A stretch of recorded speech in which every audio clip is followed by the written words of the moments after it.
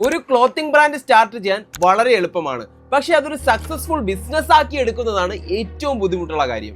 ആദ്യമേ പറയാം, എല്ലാവർക്കും പറ്റിയ ഒരു കാര്യമല്ലത്.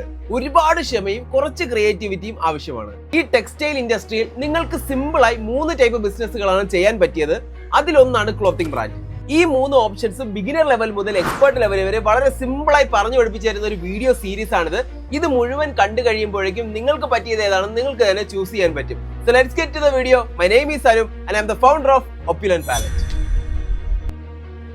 ഒരു ക്ലോത്തിംഗ് ബ്രാൻഡ് എന്നത് കടല് പോലെ വാസ്റ്റായി കിടക്കുന്ന ടെക്സ്റ്റൈൽ ഇൻഡസ്ട്രിയിലെ ഒരു ചെറിയ ഡ്രോപ്പ് മാത്രമാണ്.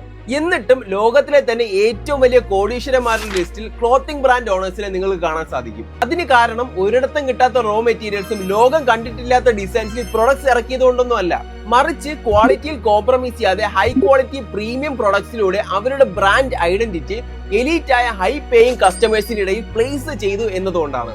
അതുപോലെ നിങ്ങളും ഒരു ക്ലോത്തിംഗ് ബ്രാൻഡ് തുടങ്ങുമ്പോൾ ആ പ്രൊഡക്ട്സ് എവിടെ എങ്ങനെ പ്ലേസ് ചെയ്യുന്നു എന്നതിലാണ് നിങ്ങളുടെ ബ്രാൻഡ് ഐഡന്റിറ്റിയും നിങ്ങളുടെ പ്രൊഡക്ട്സിന്റെ വാല്യൂവും ഇരിക്കുന്നത്.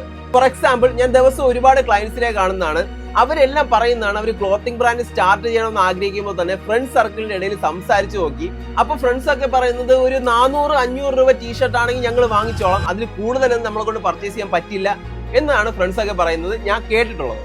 നിങ്ങളും ആ ഒരു മെന്റാലിറ്റിയിലാണ് ചിന്തിക്കുന്നതെങ്കിൽ എല്ലാ കാലത്തും ഈ പറയുന്ന ഫ്രണ്ട് സർക്കിളിന്റെ ഇടയിൽ മാത്രമേ സെല് ചെയ്യാൻ പറ്റുള്ളൂ.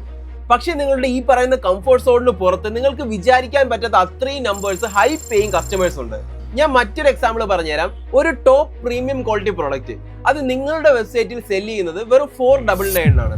ഇതേ സെയിം പ്രൊഡക്റ്റ് ഒരു ക്വാളിറ്റി വ്യത്യാസമില്ലാതെ വേറൊരു കസ്റ്റമർ വേറൊരു വെബ്സൈറ്റിൽ സെല് ചെയ്യുന്നത് 999 ആണ്. പക്ഷെ ഒരു ഹൈ പേയിങ് കസ്റ്റമറിന്റെ പെർസ്പെക്റ്റീവിൽ നിന്ന് ചിന്തിച്ചു നോക്കിയേ, അവർക്ക് സ്പെൻഡ് ചെയ്യുന്ന എമൗണ്ട് അല്ല, ആ സ്പെൻഡ് ചെയ്യുന്ന എമൗണ്ട് വർത്ത് ആയിട്ടുള്ള സാധനം കിട്ടണം. ആ ഒരു ക്വാളിറ്റിയും ആ ഒരു ബ്രാൻഡ് ഐഡന്റിറ്റിയും അവർക്ക് വേണം.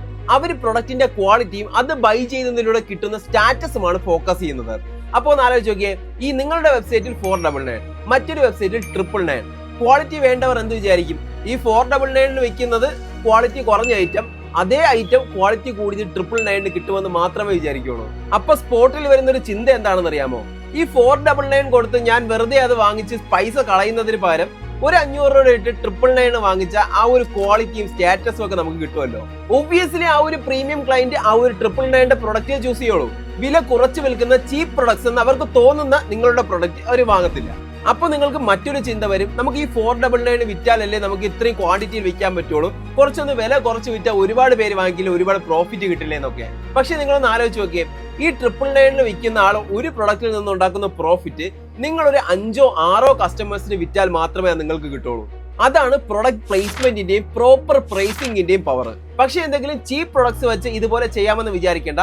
ഒരു പ്രാവശ്യം ഒരു പ്രീമിയം ക്ലയന്റ് നിങ്ങളുടെ കയ്യിൽ നിന്ന് വാങ്ങിച്ചു കഴിഞ്ഞാൽ ആ ഒരു ക്വാളിറ്റി മീറ്റ് ചെയ്തിട്ടില്ല എങ്കിൽ പിന്നെ അവർ റിട്ടേൺ ചെയ്യത്തില്ല.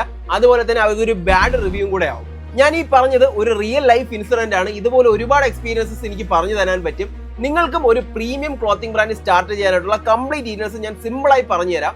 ഈ ഒരു വീഡിയോ സീരീസിൽ നിങ്ങളുടെ ക്ലോത്തിംഗ് ബ്രാൻഡിന്റെ ഫാബ്രിക് എങ്ങനെ സെലക്ട് ചെയ്യണം, ഡിസൈൻ എങ്ങനെ പ്രിപ്പയർ ചെയ്യണം, ഏത് ടൈപ്പ് പ്രിന്റിംഗ് ചൂസ് ചെയ്യണം, മാനുഫാക്ചേഴ്സിനെ എങ്ങനെ സെലക്ട് ചെയ്യണം, ഫൈനൽ പ്രോഡക്റ്റ് ലോഞ്ച് ചെയ്യുന്നതിന് മുമ്പ് എന്തൊക്കെ ചെയ്യണം, ഒരു വെബ്സൈറ്റ് എങ്ങനെ ഉണ്ടാക്കണം, സോഷ്യൽ മീഡിയ എങ്ങനെ ഹാൻഡിൽ ചെയ്യണം, കസ്റ്റമേഴ്സിനെ എങ്ങനെ ഹാൻഡിൽ ചെയ്യണം, ബിസിനസ്സിൽ എന്തൊക്കെ രജിസ്ട്രേഷൻസ് വേണം, ബിസിനസ് എങ്ങനെ സ്കെയിലപ്പ് ചെയ്യണം എന്ന് തുടങ്ങി സകലമായ കാര്യങ്ങളും ഞാൻ എക്സ്പ്ലെയിൻ ചെയ്തു തരാം.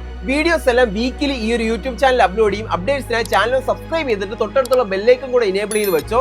അപ്പോൾ അടുത്ത വീഡിയോയിൽ ഒരു ക്ലോത്തിംഗ് ബ്രാൻഡ് എങ്ങനെ സിമ്പിളായി സ്റ്റാർട്ട് ചെയ്യാമെന്ന് എക്സ്പ്ലെയിൻ ചെയ്തു തരാം. സോ അതുവരേക്കും ദിസ് ഈസ് അനൂപ്.